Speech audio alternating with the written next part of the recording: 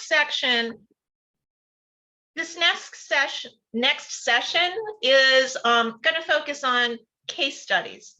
So trying to help us go through the exercise of looking at a piece of property and how would we go about trying to come up with some design for using particularly native plants, but a design for the landscape. Now, those of you who pre-registered were given a homework assignment and asked to send in some photos and a base map and start giving some ideas of what things you might like to do with your landscape. We selected 2 of those and we'll go through each of those right now. The selections are very different, but keep in mind the landscape design process is going to be the same. But by looking at 2 different kinds of pieces of property, we'll be able to see how different kinds of factors and issues might arise. So can I get the next slide? Yeah, yes, you can. Okay, so landscape, we're calling it Plan A. And I will say that these were submitted by 2 of the participants who are in the session with us. If the owner of this property wants to engage, let us know. You can maybe, send us a message in the chat box and we'll try to unmute you and have you help us with some of the discussion of the factors as I go through them. If you don't want to, that's fine too. Landscape A, as you can see from the photo, is brand new construction, new house being built, still in the process. Landscape has not been touched yet. And so it's the front of the house. So the first thing is I want to emphasize the importance of the base map. The submission on the upper right-hand corner is on graph paper, which is great. It's always helpful to use graph paper so that the measurements are much more easy to make accurate. There is a directional in the lower left-hand corner so we can see the directions of north, south, east, and west.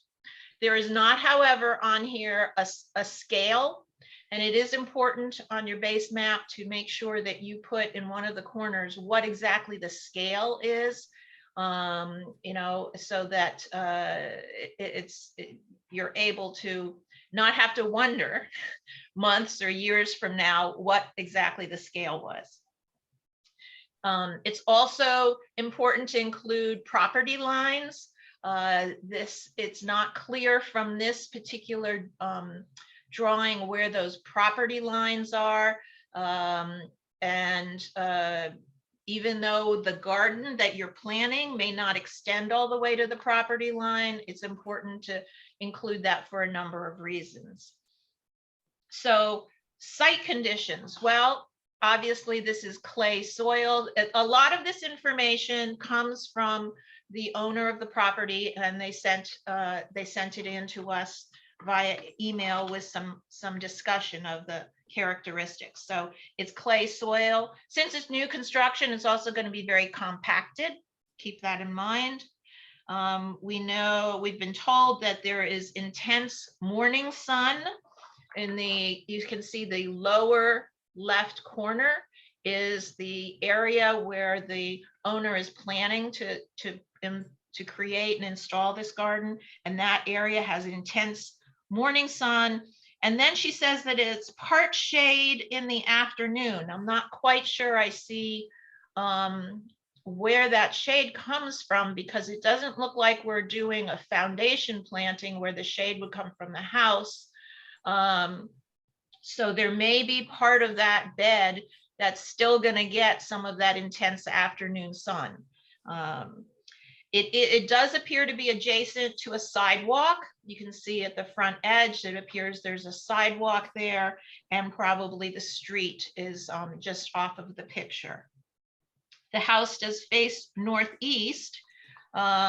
So because of that, we probably don't need to consider installing a large tree to create some shade in the intense summer months. It would if it were, had a southwest exposure as opposed to a northeast exposure. But that seems not to be necessarily a need for this situation. I don't know from this where the driveway is, whether it's going to be to the left of the house that we see in the picture, or it's on the other side of the house. That's important to know because of access issues. You're going to want to know where there's going to be pedestrian traffic. It's going to be important to know whether or not the edge of the bed, if it's very close to a driveway, whether there's going to be snow that's shoveled on top of the bed in the wintertime. What kind of edging is going to be needed? And what kind of water flow is there going to be on the property? If there's a driveway right there, impervious excuse me, surface, that's going to be driving some water into the bed area. So that's some additional information that would be useful to have as you're completing your site analysis. I will say that when you are, photos are great. And so when you go to the site that you're looking at, take photos from different angles, from the front steps and the front door, outward, from the street, towards the house, from the sides. Different angles of different photos will give you different information. It's not clear how much, if any, of a slope there is on this property. It appears from the way the photo is that there may be a gentle slope from the house down towards the sidewalk, but it's really not clear. On the other hand, if you go to the sidelines of the property and you do a photo that way, that will give you much more information about the kind of slope that there is. So taking more photographs is really good. When I go to a site that I'm giving some advice on, I take lots and lots of photographs. Some questions and issues. There is a front door and porch. And then the drawing tells us there are going to be some steps. I don't think they've been built yet, but there are going to be some steps coming from the front door and front porch directly outward. There's no signal or indication of where the walking path is going to be from those front steps. Is it going? Hello? Yep. I'm going to say yes. Janet, Yep. Audrey Gowda says that the driveway, I'm sorry, the scale is 1/2 inch to 2 feet. And the driveway is to the left of the site plan. And shade comes from the house in the afternoon. Okay, that's great. It'd be useful, I think, to make sure that that gets included, that gets added onto the actual base plan. All right, so walking path. Where do we want the walking path to go? Would it go straight from the steps to the sidewalk? Or now that we know there's a driveway on the left-hand side, is the path maybe going to split and have the path go partly to the driveway so that people coming out off of their cars can go straight into the front door, and then the other half go to the sidewalk? These are all questions that you have to discuss with the owner to find out, what is desired. There's a desired pathway from the sidewalk to the front steps. Okay, and also from the driveway to the steps along the window well. Well, there's not, it wasn't obvious to me that there are steps by the window well, so that's useful additional information. So that must be to the left of the porch. Okay, All right, so another question is utility wires. Where are the utility wires in this piece of property? Are they going to be over the sidewalk along the edge of the property? Are there going to be utility wires that go from the streets, utility wires that connect into the house? You know, they may, the utilities may not actually be connected yet because this is new construction, but it's important to find out and figure out where those are going to be and put those in. Those are particularly important because of if you're going to have a small tree, it's important that it not be placed in a, or any tree, that it not be placed in a site where it's going to eventually be growing into, under, or over the utility wires. Dominion Power in Virginia, Dominion Energy, I guess they're now called, has the legal right, if there are trees, even that are based on private property, that touch or go over or near utility wires, to cut the tree branches down. And they do not care about the natural shape or form of the tree. All they care about is protecting their utility wires and making sure that tree branches in storms are not going to come down and interfere with the free flow of electricity. So it's very important to keep in mind what the mature size of the tree will be and its proximity to any utility wires. So if you draw that in to the base map, it's very helpful for plant planning purposes. It's also useful to have information about where the wind is coming from. Now, that may not be as obvious, but you know, summer breezes will often come from the southwest to the northeast, whereas winter winds will often come from the northwest to the southeast. It kind of depends. Obviously, it changes a little bit depending on the storm, but it's useful to know that. You may want to plant some windbreaks at some point. another comment has been it's more than wires to be concerned about. You also need to worry about the sewer and the water, and that's where the missed utility call comes in too. Correct. That's right. Good point. I already mentioned, you know, we need to know a little bit about slope.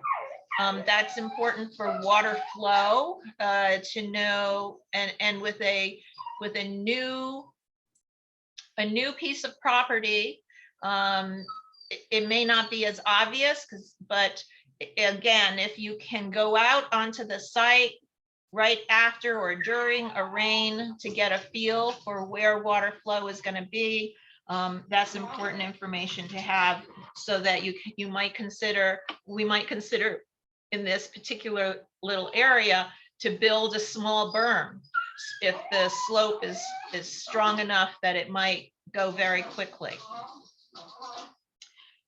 Who's going to be using this space?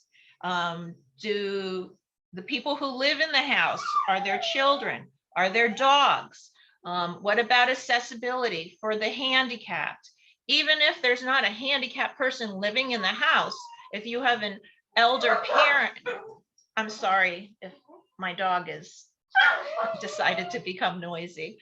If you have, you may have an elderly parent or grandparent who comes to visit. Keep those things in mind. Conditions with respect to the human use of the property will change over time as well. And you don't want to do something that's so restrictive that it does not allow for more wider or maximum use in the future. The functionality of the front yard and that front space. Do you want to have a sitting area in this little spot? I see that there is a front porch. I don't know whether people are, the owners are planning on using that as a little sitting area to chat with neighbors perhaps, or to, if they're young kids, you want to watch them before the bus picks them up and takes them off to school. You know, if you want to create do you want to create a small sitting area in the garden space as well? So all of these things are questions that you have to think about to make sure that you have both flexible use of the space and effective and efficient use of the space based on the homeowners and and their invited guests. So let's go to the next slide, Kirsten. Mhm.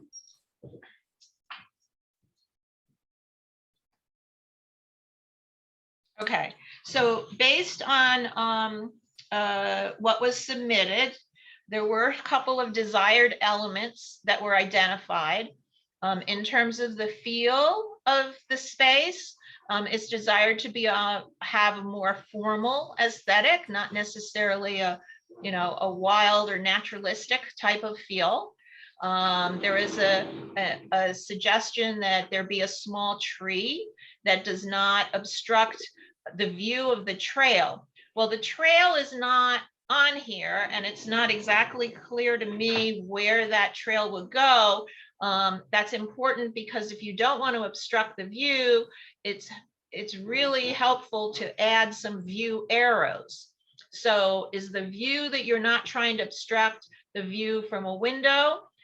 It's useful to add some windows on the drawing itself, and then have some arrows that point from that window out towards what it is, the view that you're trying not to obstruct.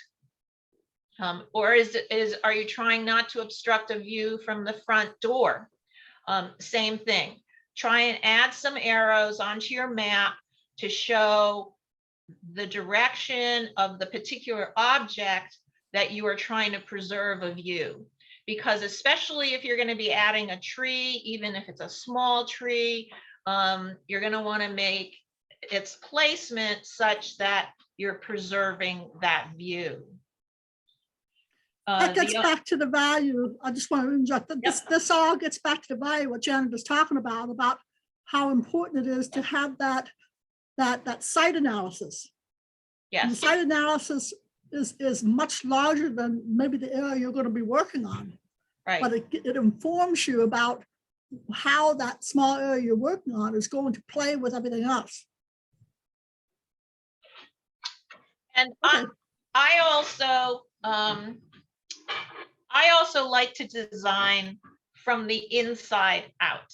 In my view, we live in an area where there's, it's not the harshest winters, but you're indoors for a number of months of the year. And so when I'm going out onto a site and trying to analyze the property before I even start designing, I like to actually take pictures from the windows where people are likely to be looking out, so that you can get a feel, a frame of what is the perspective and the landscape that they're likely to see from that window.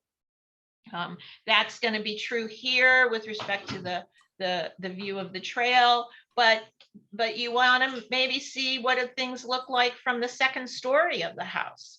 So taking a few shots will give you an idea of how you see the landscape from within the house, not just from the curb view. It's desired to also have continuous color from spring to fall. Well, that's something I think a lot of us are very attracted to. That's going to really be a function of plant selection, which, as Kirsten has mentioned, is the very last step in the process. Wants a mix of plant types. So, some small groupings perhaps, but not necessarily a only looking at 1 or 2 or even 3 plant varieties. It was also mentioned that perhaps a large rock might be useful. I think here is the point of the discussion that we had previously about a focal point. Now, if there's only one tree, a small tree in this area of the garden, then the tree could serve as a focal point. But again, using those proportions, it might be useful to consider a bit of a triangle where you have a small tree, maybe you have a large boulder or a bird bath or something like that. And then as the third point in the triangle, maybe you have a bench.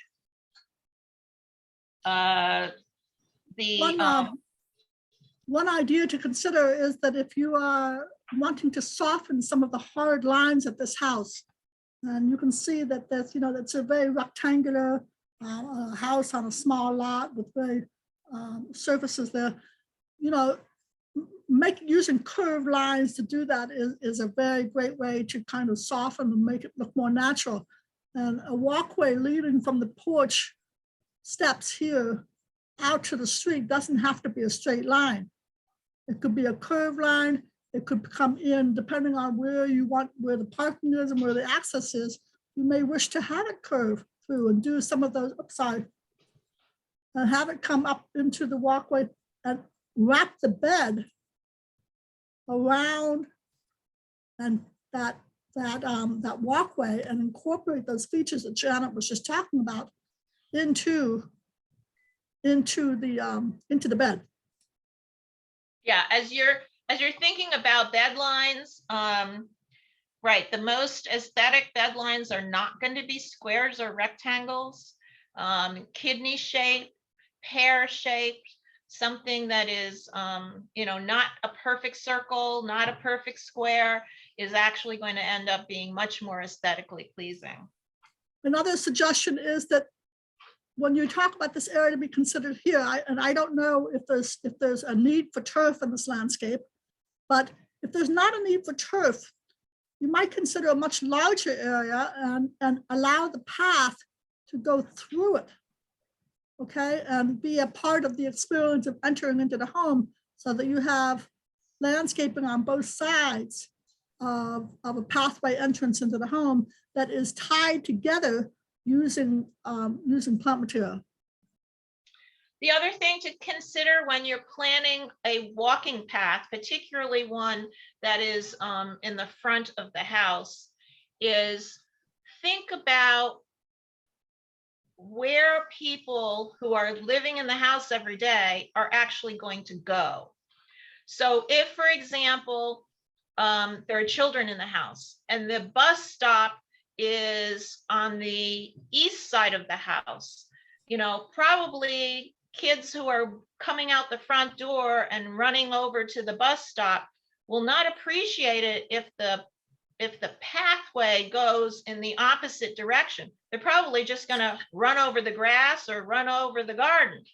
So you need to marry the likely use of the ground with the design of the garden, particularly in the case of a walking path. To that note, I thought maybe some of you might enjoy knowing that some of the big universities and other corporate landscaping, especially university campuses, they don't install the pathways right away. They let the students decide where they're going to walk, and that's where they actually end up later on building their walkways, because they know that's where people are going to walk. They don't decide. They don't say put it in there and say yes. And of course, HOA. Thanks, Jimmy, to saying that. Your HOA is going to be a very important consideration and determine what you can and can't do on your landscape to a likelihood. Okay. And then the last thing I will mention here is, even though for purposes of this homework assignment, we were just focusing on, a small area. And in this case, it looks like it might be roughly half of the front yard. try to do at least a conceptual plan for the entire front yard. So you can install it in different phases. You can do one half this year and another half next year, but it helps to be able to really visualize and envision what the entire front yard will look like. You don't have to get into very nitty-gritty plant selections in the area that you're not focusing on in the near term. But in terms of the overall design, you want to make sure that it's going to be cohesive, that it's balanced. Keep in mind some of the factors that we had talked about earlier today. And so in a conceptual way, look at the whole front yard, and then you can focus more meticulously on just the area of the garden that you plan to design and install in the near term. Now, plant selections are always the last step in the process. And I know those of us who love plants would love to start on that step, but it's not the best way to design a garden.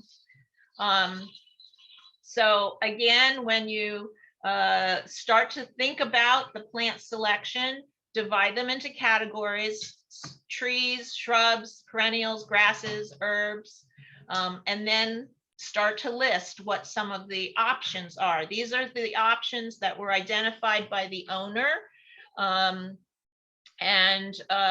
You know, there's nothing wrong with these options. There are some plants that are going to be a little fussier than others. And so, for example, Lobelia cardinalis is a wonderful plant. I find it a little fussy. And it obviously likes very, very moist, if not wet areas. So going back again to the consideration of how is the water flowing through this area? Is it really going to be moist enough, especially if it's going to get a lot of sun throughout the day? Kirsten, did you want to add anything on plants on this slide?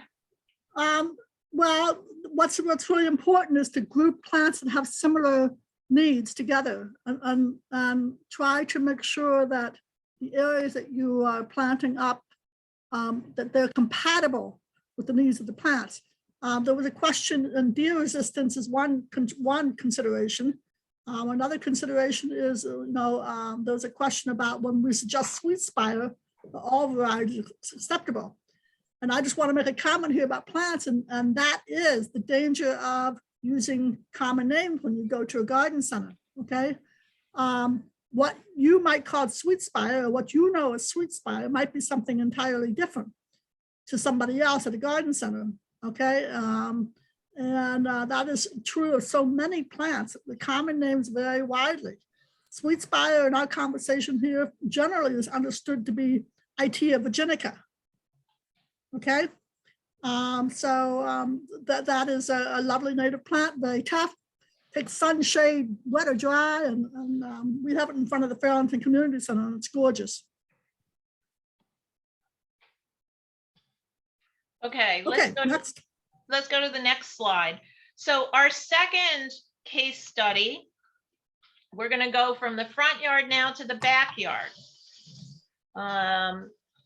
And we're going to go from new construction to a very established landscape where there's, obviously plant material that's been there for quite a long time. This site is in the upper left-hand corner picture. You can see it's there's almost a little cliff. There's a big drop off, and the area to be planted is at the bottom of that.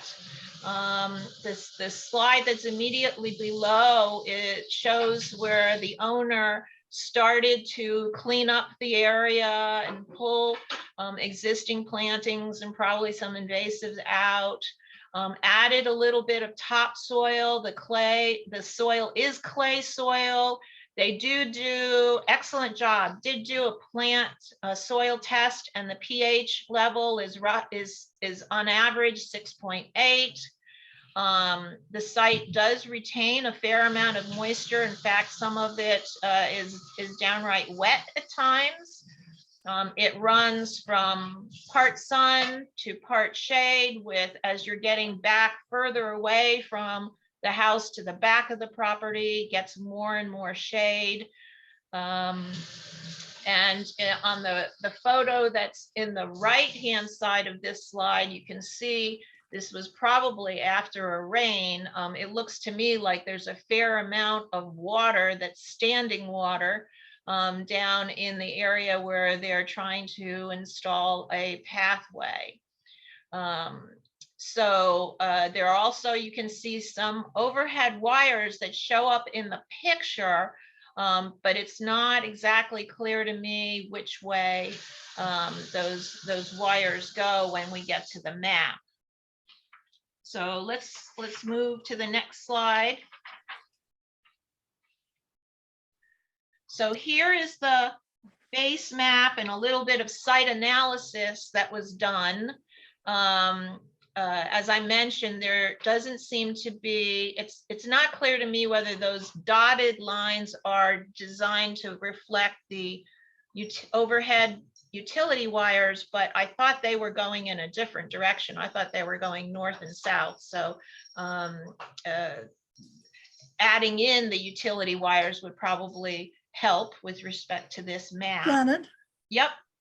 Tamara says the overhead wires are no longer there. Aha. Oh, that's a great development.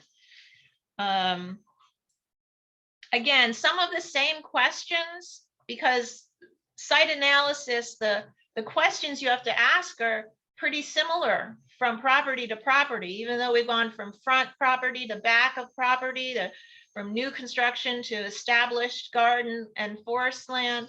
The questions are going to be the same. Where is the wind coming from? What are the water flows? Who's going to be using this piece of land? Children. Are there dogs? Dogs are important for a couple of reasons. One is that depending on the kind of dog that you have, they may like to dig in gardens. Depending on the types of plants that you want, there's certain plants that are toxic to dogs. And, you know, if you have a really well-behaved dog who never touches anything in the garden, that's great. My dog I got as a young puppy, and you know, she would go around and she would explore and nibble and do all sorts of things. So I have to be very careful about the types of plants. So if you have a dog and you want a dog run, where would you plan that? What area? Handicap access. Until recently, my elderly mother lived with me, and as her mobility deteriorated, but she loves sitting out in the garden, you know, being able to let her enjoy the space means different kinds of walking paths. And so regardless of whether you may or may not have somebody who's handicapped living in the house now, again, if you have relatives who may have some mobility issues, can you accommodate them during the process of building your garden? What is going to be the focal point here? This drawing shows at the top, oops, let's go back to the drawing. All right. At the top of the drawing, there's a line and it says end of stone path. So what's going to be at the end of that path? The path, again, remember Kirsten's comments earlier and some of the photos, the path is a line that draws the eye naturally along to it. But then where's it going to rest when it gets to the end of that path? Let's think about having some kind of a focal point there. Now, it looks to me that there's probably a lot of water that goes, and I'm assuming, but it would be nice to confirm with the owner that the slope goes down towards the back end of the property. That means that back corner where the path ends is probably going to be very moist and maybe even very wet at times. So if you're going to have a sitting area there, you may need to keep that in mind, and you may need to create some kind of, with maybe paving stones with or gravel or something, a little area to put a bench or to put a small table and 2 chairs.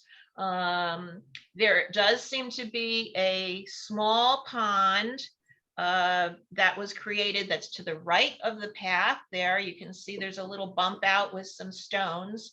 That was, I believe, if I recall the discussion from the owner, created in response to a pooling issue that developed there. So, you know, do you maybe want to make that larger? Do you want to build that into being the focal point? Right now, it seems to be, let's go to the next slide, which is the photo again. So, you know, it's not clear whether there's space or there'd be a desire to create the focal point around a pond that's going to be much larger and have, you know, some kind of a water attraction to the nature, to the wildlife that's coming to visit the garden, which would be a great idea. And you could, if you then had a bench at the end of the walking path, the bench could be facing and looking towards the water feature. Can I just jump in here for a second? Yep. This looks like a very, very wet day, and I'm assuming that it's not like this all the time.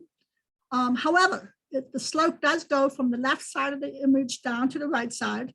And so this is a naturally water collecting area, as you can obviously see, and as Jana has just talked about, that may pose some difficulties in determining how you use it. However, just 2 points. One is about ponds. And if you have a garden pond in your landscape, you should never put that at a low place. That should not function as a collection point for the landscape. A rain garden, yes. A pond, no. Because ponds will collect life forms, and generally speaking, you don't want the runoff, filtration or chemicals or anything else running off from the rainwater into that pond. All right, so that's the first thing. So the second thing is, I have done jobs where we had to take an area like this, where we wanted a pathway or a patio, and have dug a pit underneath it. And the pit functions as a kind of a dry well.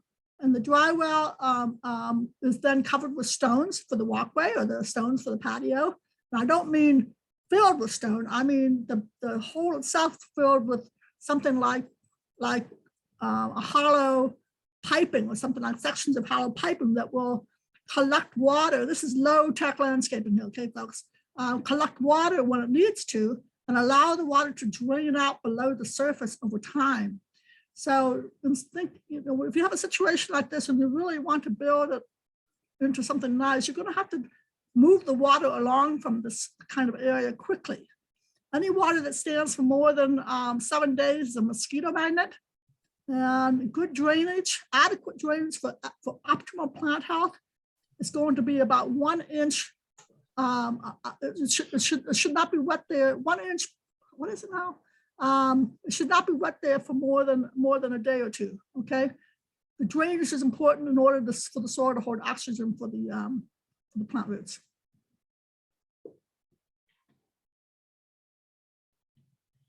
Good point. Okay, so here the owner identified some elements that they would like incorporated into the design plan. They want to simplify the design, use repetition, including mass plantings. Keep in mind that the size of this landscape is not going to be as big as some of the photos that Kirsten had shared earlier in the presentation, where we talked a little bit about mass plantings and their aesthetic effect. Nevertheless, I mean, you can still create a mass planting effect using 3 plants or 5 plants. You don't have to use 9 or 11 or 15. You can have, so with a smaller scale, again, remember scale and proportion, the smaller scale, you can still create a similar effect using groupings of the same plant. There's a desire to have layering of plant heights going from high to low. That is you know, a common element that you would see, particularly on a slope. One note of caution I would add is keep in mind where the sun is coming from, because I have a very sloped backyard myself, and what I found is if I plant tall plants at the top of the slope or a little bit below the top of the slope, they're often leaning towards the sun, and so they may not end up, and you may not end up having the same kind of a layering effect. So it's not just what their natural shape and form is, but also how they interact with the sunlight that they want to be able to access. There was a very interesting question in the chat box about the view and the looking downward at the landscape. And the question was, what kinds of plants, you know, having that kind of view kind of squashes the effect of the plants. And the writer was asking, you know, what kinds of plants might be attractive, more attractive from that angle when you're looking down from the top. And I had one suggestion right away, and those are the plants that have the flowers on the tops of the branches. Okay, the plants that are hold the flowers horizontally, for one thing. One of those is dogwood, native dogwood.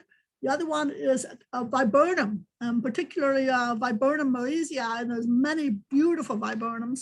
Not very many are native, but there are some native. But this viburnum holds its flowers all along the tops of the branches. And when you look down at the top of it, you see those flowers.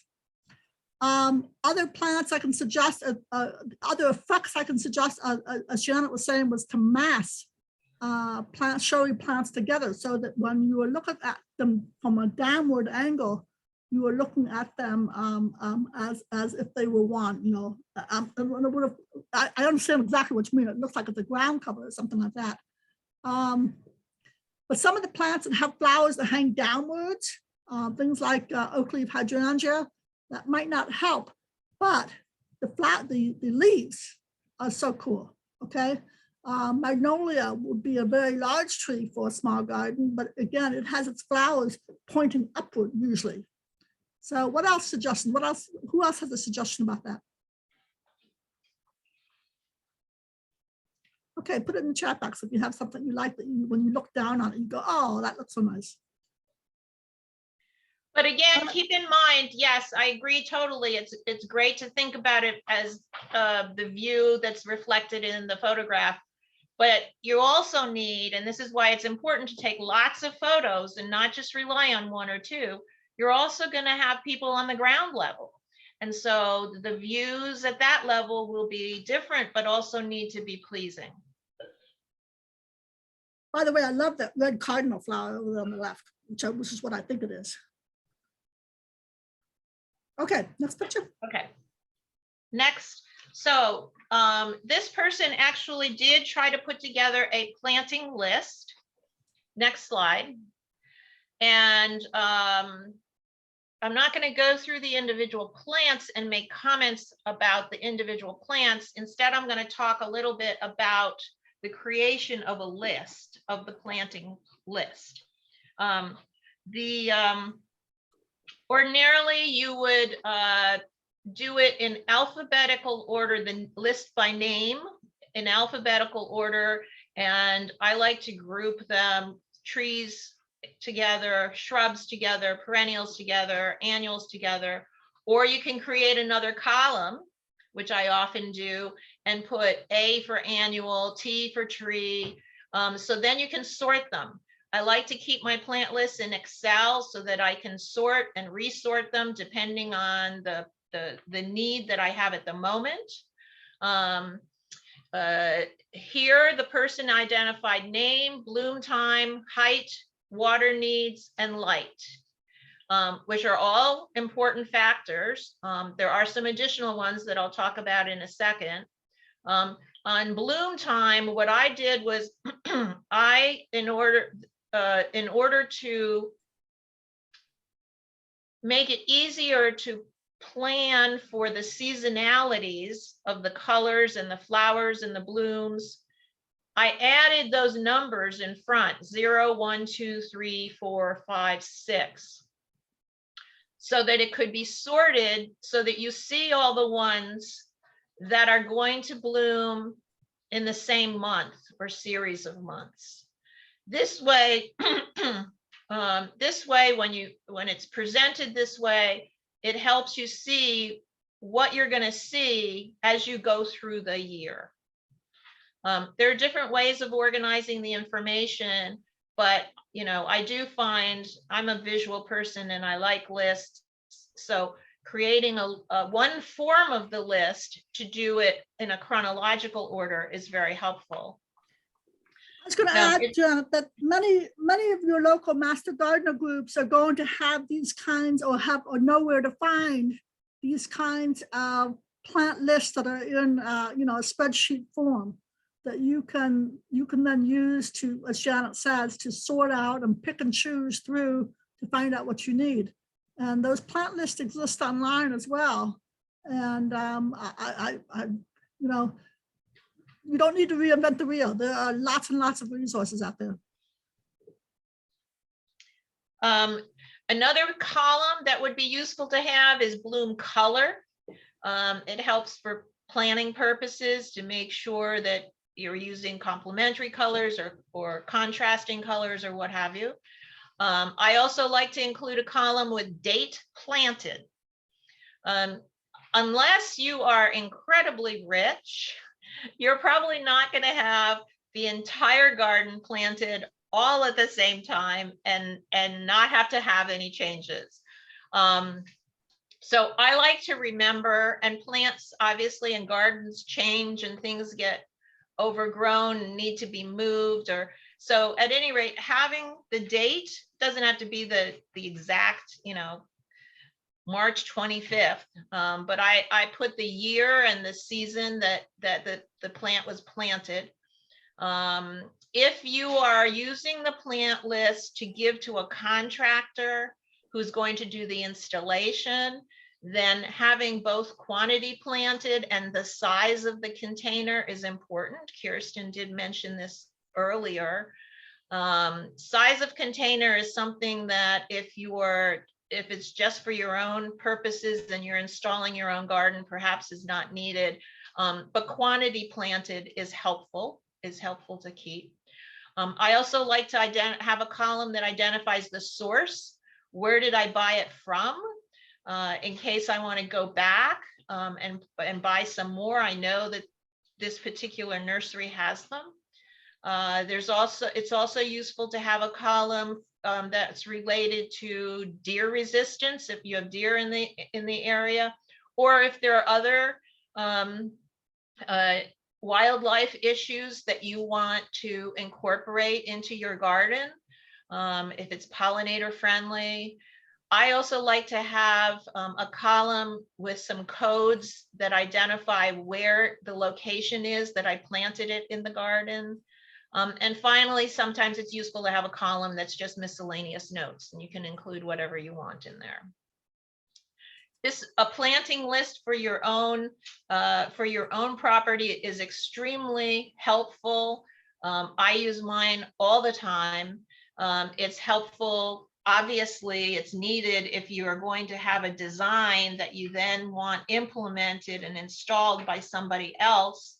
But it's just a useful thing to have. Eventually, if you sell your property, it's an incredible asset to be able to turn this over to the next owners, especially if they are less knowledgeable about plants than you are. This is a way that you can maybe preserve the integrity of some of that garden going forward to the next owners. Okay.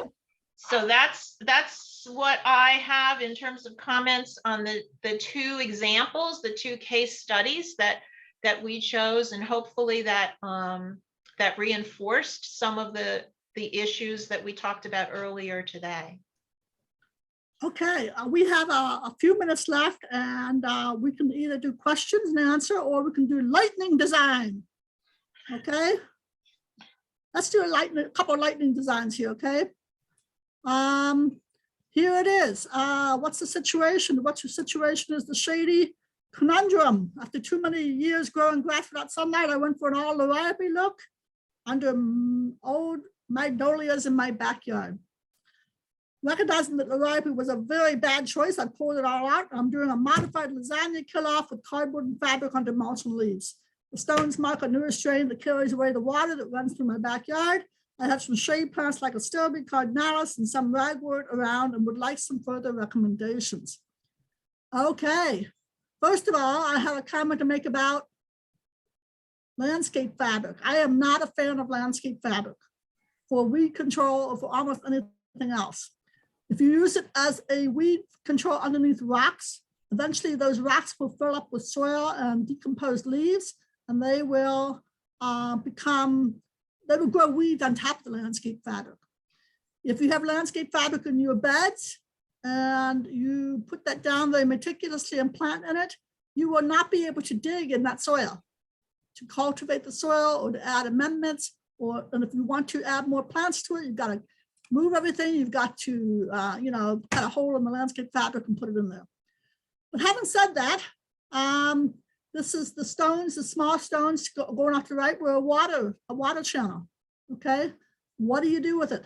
Well, not much you can do, but you can make it look more attractive by putting larger stones in a natural format, like a natural setting on both sides of this, and allowing the small stones, the river rock, to form the base of the runway of water.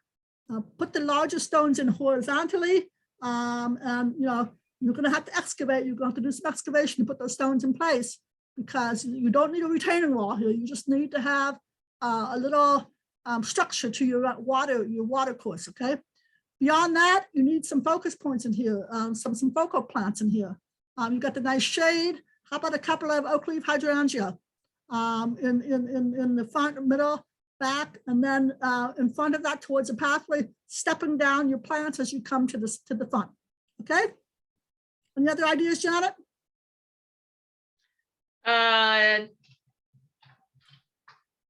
Maybe some hydrangea arborescens to give a little bit of a nice white flower and some color and form back towards the fencing.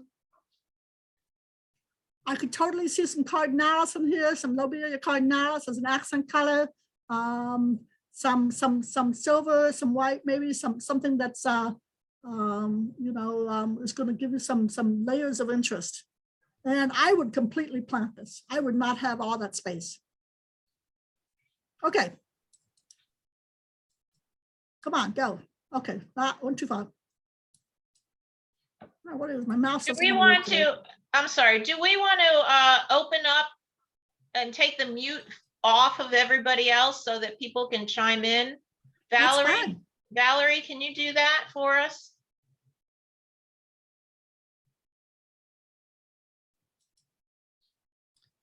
I think I might be able to.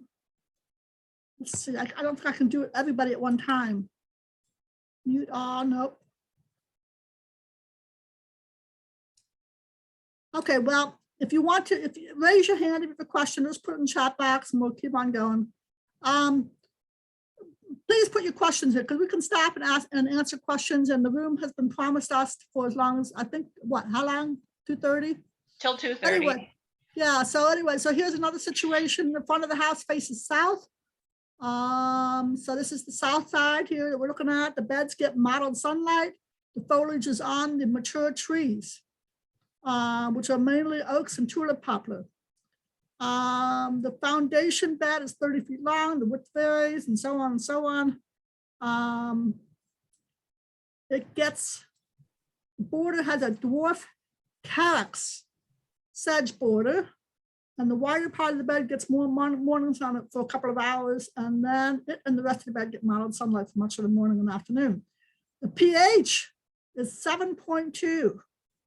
And other than a layer of compost, I've not yet begun soil amendments. Drainage is okay, they're not great as the front lawn is compacted. So 7.2, and you're trying to grow what looks like azaleas right there, okay? But they're not very happy. What are you gonna do? We don't really have enough information here. I don't have enough information about where the door is and what we need to do to the space. All right. Janet, would you put my email back into the box? If you all did not get handouts, please email me and we'll get you the handouts delivered to you. And you can also ask questions then too. But I want something up against that wall. What can we put against that wall that would look pretty, that wouldn't take up the entire space? By the way, the space is 19 feet to the end of the house, lengthwise, and 7 feet here out from the wall. I think an espalier, can I say non-native? Camellia plant would look really pretty there, but that's my thing. What else would you like to put there? We have, Elise, I'm going to ask you to unmute maybe.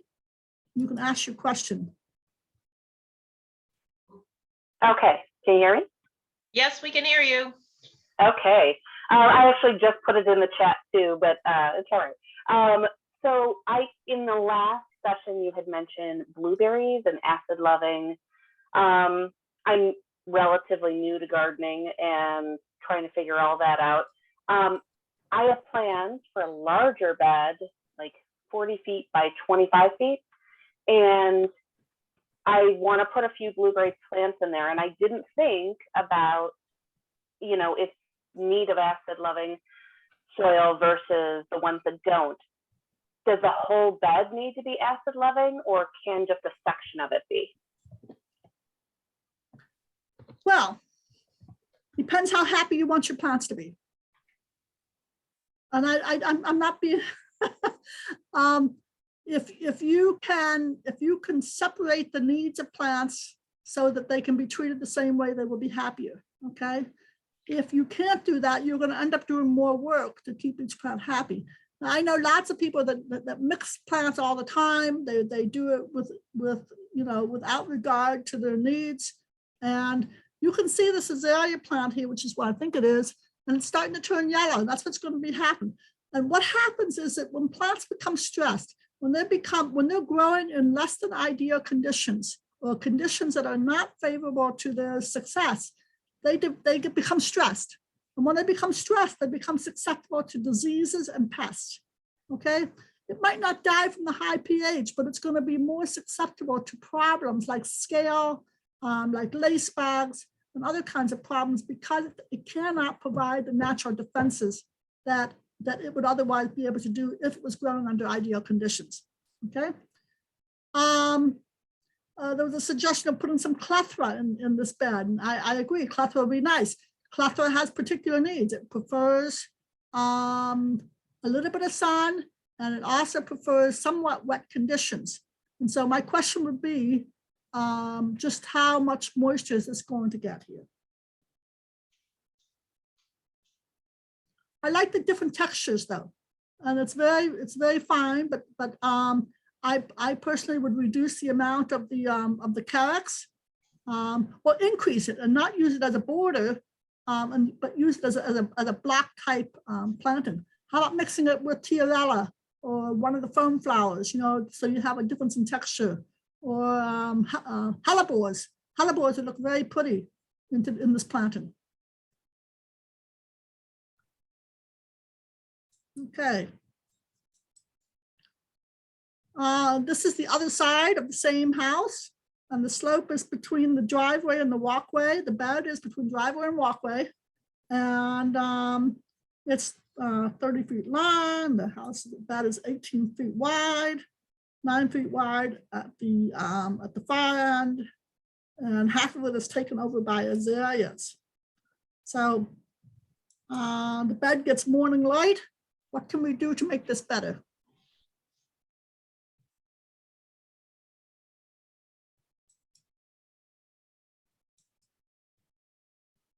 This might be a place for the plethora too. Mass down sort of down near the bottom of the hill there so that you get right behind the invasive blue ground cover. Janet, what would you do here? A nice cluster of ferns, I think, would look very nice here. Ferns would be lovely, yes, and hellebores are not native, I understand. There are some real, I love the shape of that tree that's on the right side. I wouldn't want to take away from its impact in landscape, but I would like to see more plants like like this one here, or these massed around the base of it to really show off what this is. Notice you have different, like you got one plant here, different plant here, different plant here, different plant here. There's a mass of plants here. How about something in the front? Because this is the angle from which you see this. Okay. Some low sumac, grow low sumac would be an interesting choice here. Grow low sumac would be, they have it growing in the back of the Arlington Community Center. It's a beautiful, beautiful, interesting slope holder too. It has a root system which spreads and would be a very interesting choice here. Okay. For shade, native Pachysandra ferns, Pachya oya, woodland flax, Geranium maculatum, all of those would be good. But try to limit yourself. Curb your enthusiasm, okay? Pick 5 different ones perhaps and mass them together and create impact with these are small plants, okay? And if you mass them together, you get a much better impact. The question was, would a low bench be lovely under that tree? The answer is yes, if you will use it. I'm not a big appreciator, I guess. I don't think that we should put features in the landscape that are not functional. And so, you know, if it's art, that's one thing. It's functioning as art. If it's a bench, make sure it does double duty as a bench. You know, if you need a bench there. I once asked my grandfather if he wanted a bench for his garden, and he said, no, he said, when I get tired, I just lay down. Okay. Good suggestions, yay. All right, one more picture for you here. Attached, please find pictures of my best friend's house. She is unhappy with the design, especially the rocks, and that the side bed doesn't have any height, which I'm kind of interested in that comment at all. The 3 kids won't walk around the bed, so the stones would start from the corner of the walkway to the grass. And that's this area right here, those yellow stones, because if the kids can walk up and down that slope, there will be a fence installed someday at the lower corner of the house. And are the trees on the right too big? It's a pretty landscape. It's got really gorgeous, healthy plants in it. I don't like the stones either. What could we do here to ease the traffic flow for the kids? First of all, pull out the liriope. Yeah, all right. Let's pull out the liriope and put something else there. And the Japanese maple. Can we give the Japanese maple to the park or to the neighbor maybe, or sell it on eBay? How about that? We need stepping stones, big slate steps if they want a walkway there. And I don't think that was the original plan. They wanted the kids to walk around, but the kids aren't walking, are they? Now, you could have, if money were no object, you could build a retaining wall and build a retaining wall in such a way around that bed so that it lifts the impact of the bed up. And by that, I mean, build this retaining wall around this and tie it back into the house. Okay, so that you have a raised bed that might even be the height of the sidewalk up to here. All right.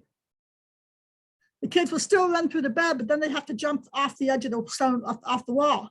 So you might as well put stepping stones at the top, across that layer, across that level of the bed, and then build some steps into the face of that slope. Suggestion was to train the kids better. I could have a dogwood instead of a short red tree, something some taller but area enough that wouldn't block the view from the window. That's right. You want something lower that's not going to block the view from the window.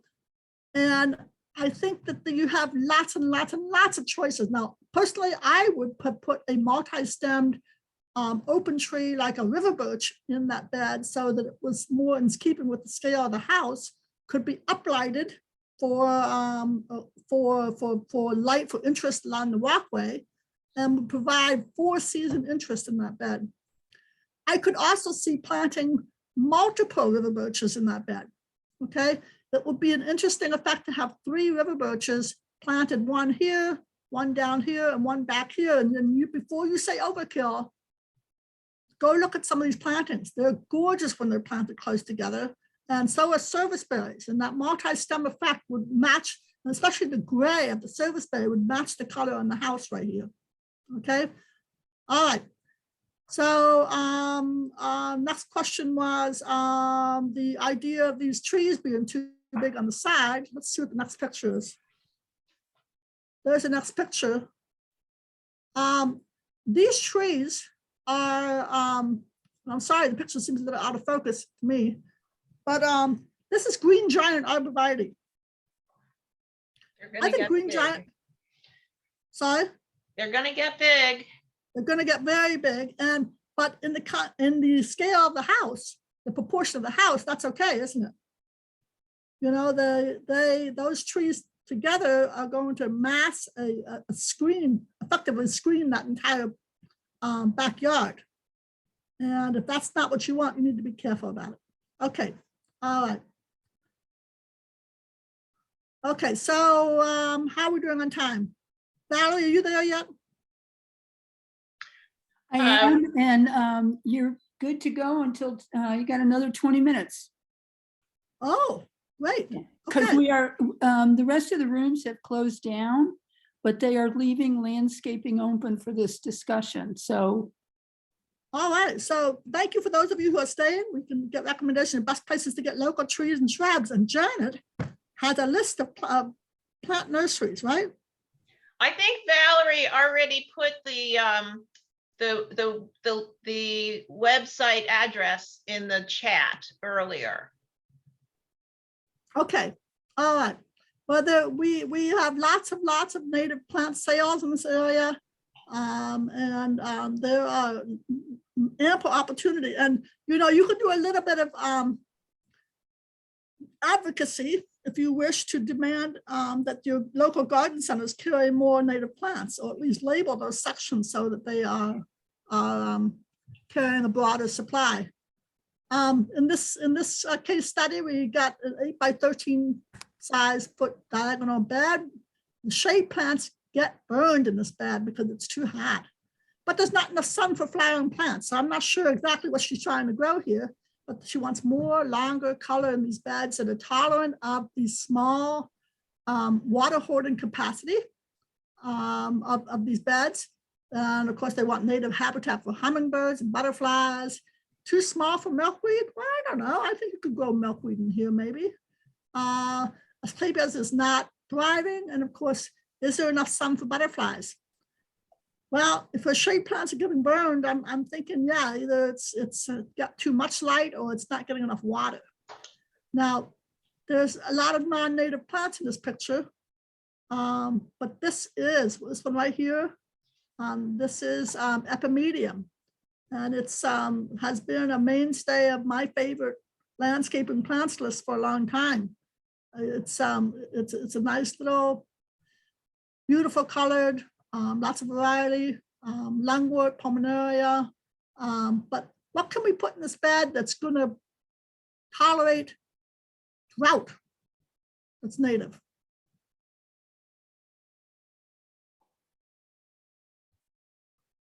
Okay, Q&A.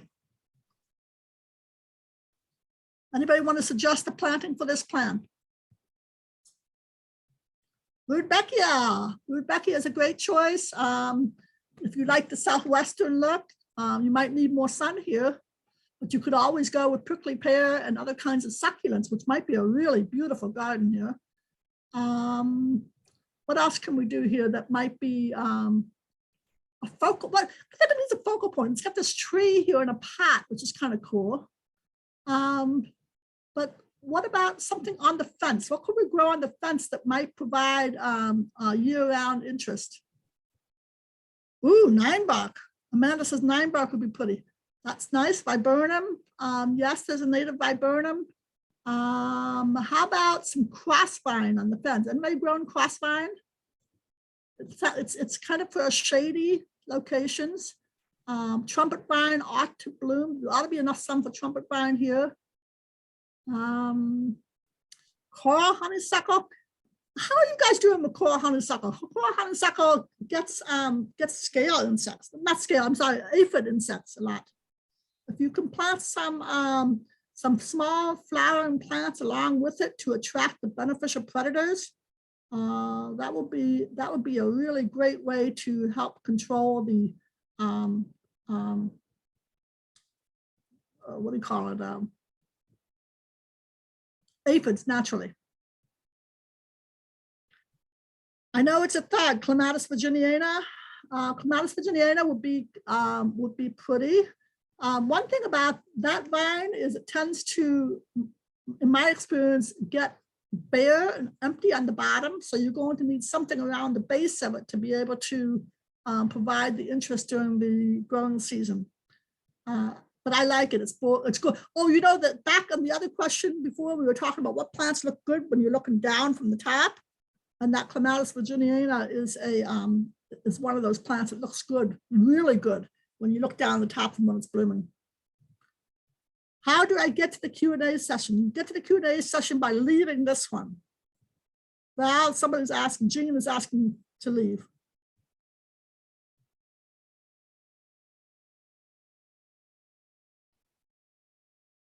There we go. Prince William Master Gardeners are very active.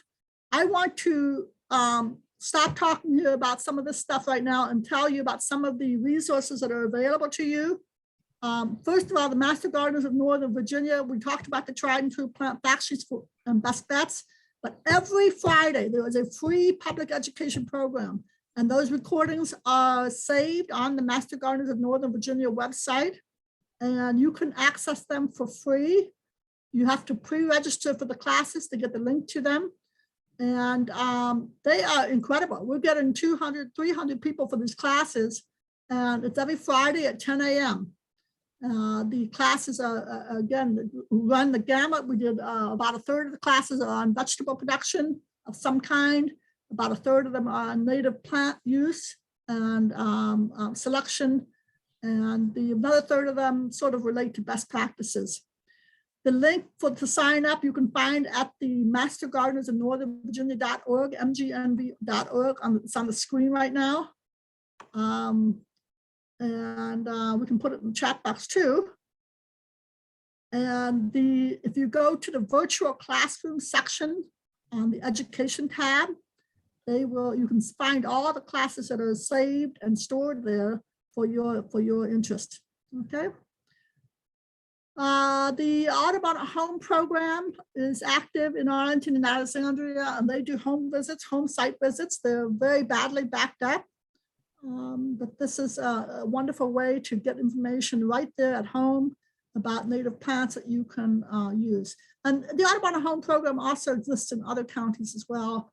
Not always run by Master Gardeners, but mostly. Finally, the Landscape for Life program tab up there is a curriculum for those of you who like to teach, are interested in teaching, maybe inside or outside of a Master Gardener program.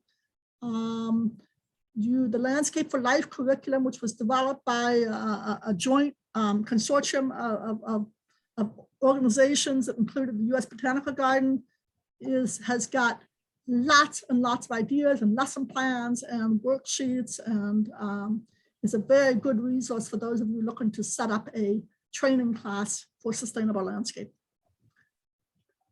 That's all I have. I'm happy to stay on. You all have my email for questions, but thank you for coming. I hope that you will take advantage of some of the resources that you've learned here from us today and from everybody else at this workshop. And the website for Prince William County Master Gardeners, I think was shared earlier in the presentation, right? But they are also very active and have wonderful leadership and a wonderful Master Gardener program. Fairfax County has 2 Master Gardener programs.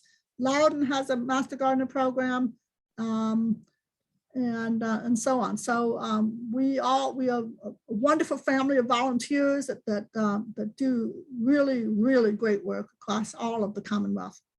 So thank you all for coming in today, and thank you, Janet, for helping us, and Val, thanks for helping us with all this stuff.